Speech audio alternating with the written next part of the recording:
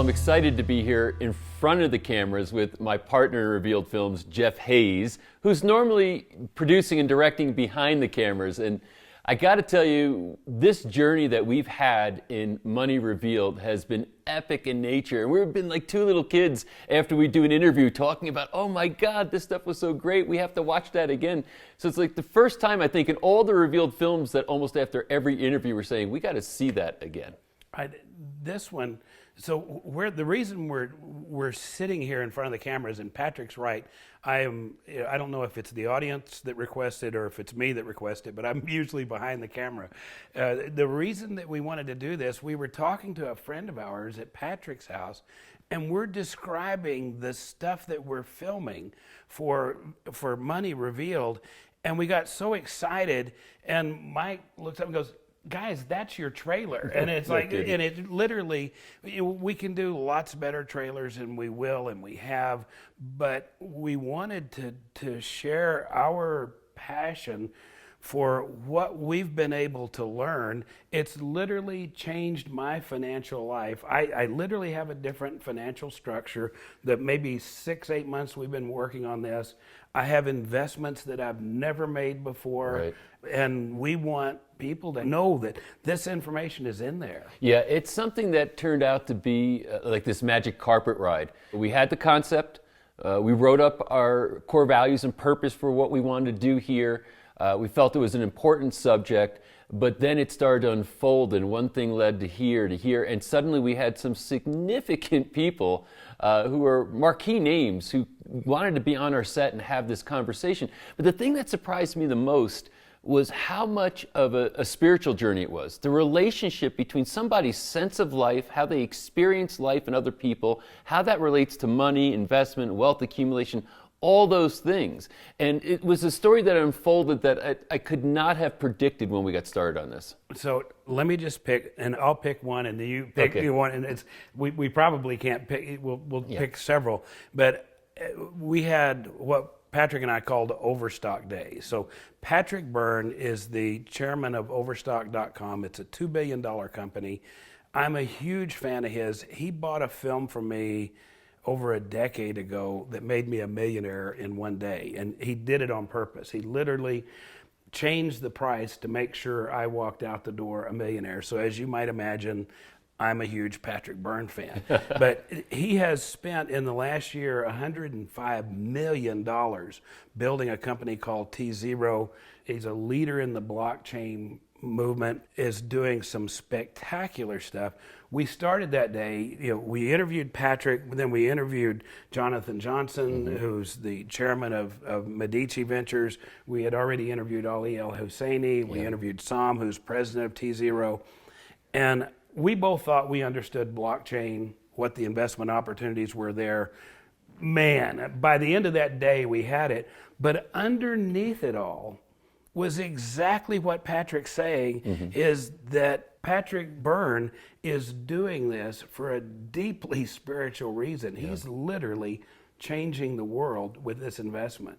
Well, we necessarily in this particular series had to really address cryptocurrency and blockchain for multiple reasons. Number one, what is the investment opportunity? How speculative is this? Is there a future? Number two, is there going to be this non-government controlled currency in essence that's going to be decentralized, and what might that mean as far as the future? I mean, there's a lot of implications here, but most people are confused by it, and rightfully so.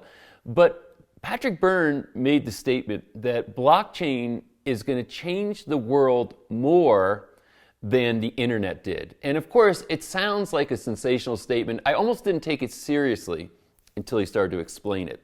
And understanding that blockchain is basically the technology structure under cryptocurrency. Crypto is just one application for blockchain, like email is one application for the internet. Blockchain can do a lot of things. You need to know about this and what it means to really the immediate future.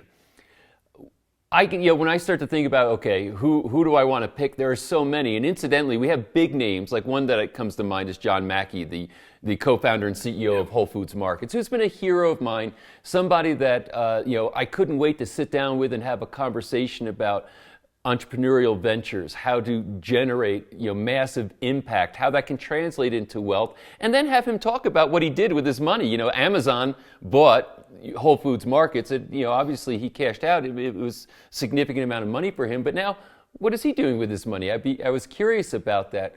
But the biggest surprise to me in this whole thing were the non-marquee names.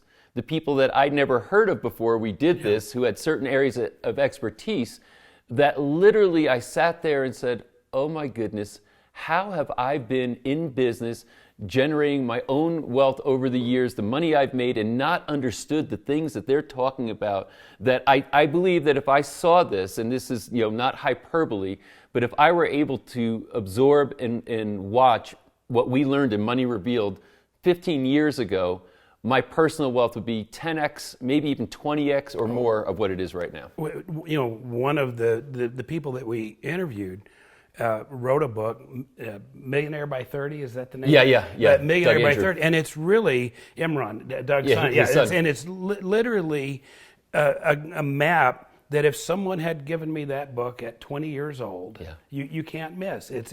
But what's great about it, I'm 60 years old. I still can take that book, those concepts, and okay, I'm not going to make it by 30, but I can certainly build a financial fortress for myself in the next 10 years.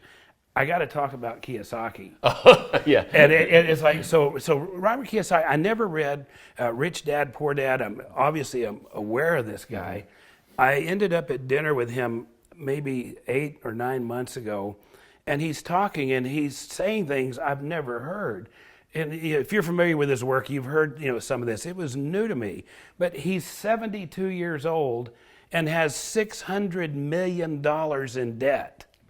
Somebody said, wow, how does he sleep? Like a very rich man, I think is how when he drove up. A very rich man who pays no taxes. That's it. And I use smart debt and I pay no taxes. And he talked about how to do that. After the interview, we go outside. We're taking pictures of him driving away in his convertible Bentley. No, it was Rolls Royce. His Rolls Royce, yeah. And then he talks about how when he bought his 4th Ferrari, his wife says, the rule, the way you do this is you've got to create an asset that will pay for that. His stuff was just gold. Complete gold. And the thing that I found fascinating, one of the things I found fascinating about Robert Kiyosaki is that as he was talking about all this, and obviously he enjoys his wealth, he set out on a path from the very beginning to accumulate wealth. He said, I didn't get out of school and want to go work and have a job.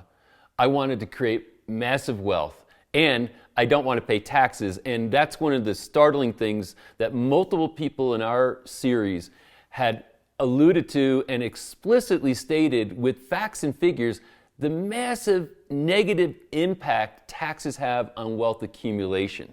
And that the tax code is built with incentives where there's ways for you to either reduce tax liability or eliminate it altogether. And when they start to look protractedly over a period of time, the impact of taxes, and as they lay this out, because when you're compounding your money over time and you have taxes taken away from that, the impact is literally devastating. But the other thing that Robert Kiyosaki did, which several did, and this is the funny thing, they're talking about money, they're talking about being wealthy, Ferraris, Rolls Royces, but the thing that he also spoke to were the people that he was disappointed in, that he had partnerships with, that were all they wanted to do was make money, but they weren't seeing the purpose, the spiritual side, the impact that this should have in wealth accumulation.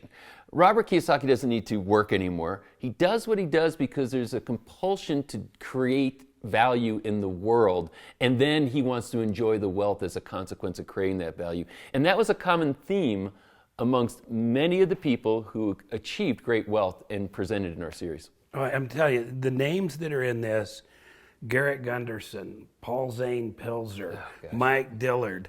I mean, it just goes on and on and on. And each one of them, Patrick and I joke, what's our favorite interview? It's always the one we just finished. But we have done that more than on any other series. The health programs, I've made a lot of modifications in my health, but I'm telling you that literal changes that I've made financially after watching this, I'm stunned. Well, I got to tell you, another one that comes to mind that I found I was overly stimulated by in a positive way was the Motley Fool interview that we did, going to their offices, interviewing one of the co-founders, David Gardner. And it's one thing when you sit with somebody and they're speaking, but all around me was this massive organization, and every piece of it was reflective of their brand, their brand value. Everything that guy said was manifested in every part of that office I looked at, and it was a multi-story building with lots of employees in it. He made me want to be an investor just for the fun of it. Yeah. I mean, it's like he radiates fun and goodness, and it literally, I was changed after that. Yeah, me too. The whole purpose of me gushing like this, of us talking like this literally is the best series that Patrick and I have ever done. We want everyone that we love and care about to see this series. It's profound. Its impact will be profound. Well, I can tell you a mandate for me is all three of my children are going to watch every episode of this series. None of this is taught in school.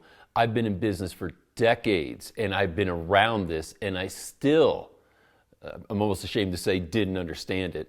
Understanding the banking system and how it's rigged against you and other aspects of the current economy, and then understanding what the opportunities are. I'm somebody who, I felt like I explored this, and I'm well read and have a lot of personal experience, but a whole new world opened up to me. And not only is it important for me, important for you, but I'll tell you, it's critically important for my children. My children are going to learn more from this than they can or have from anything else that they possibly. My son in college is a dual major, economics and finance. I promise you, he's going to see this series and he's going to know more than his professors that are teaching him, and that's what excites me. Yeah. So watch the regular trailer because it's brilliant. We do great work. This is not this is whatever it is. But we wanted you to know how we feel about what we created, and it's more than just here's another series, here's another couple of trailers to help people get interested in it. This is something you really want to see. So we'll look forward to seeing you on the inside.